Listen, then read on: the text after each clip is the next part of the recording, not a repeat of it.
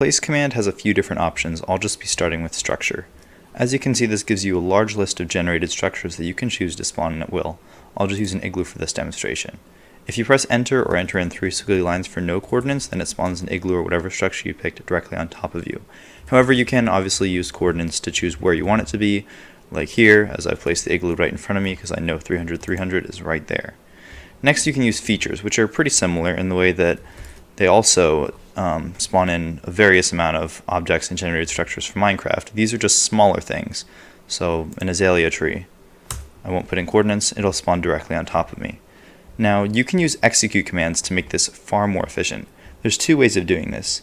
You can choose to use random dispersion or selected manual placing.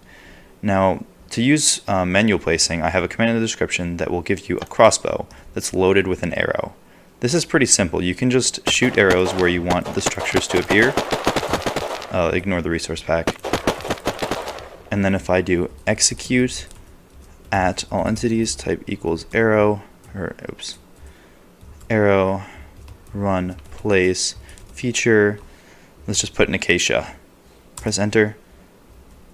As you can see, all the arrows that I shot down have been replaced with acacia trees. Now the next set of commands in the description deal with silverfish, and they randomize where the structures are going to appear. So if I flick this lever, and like I said, the commands in the description, all you need is a repeating command block. Flick the lever, it spawns a large amount of silverfish, and then the second command in the description gives all the silverfish speed.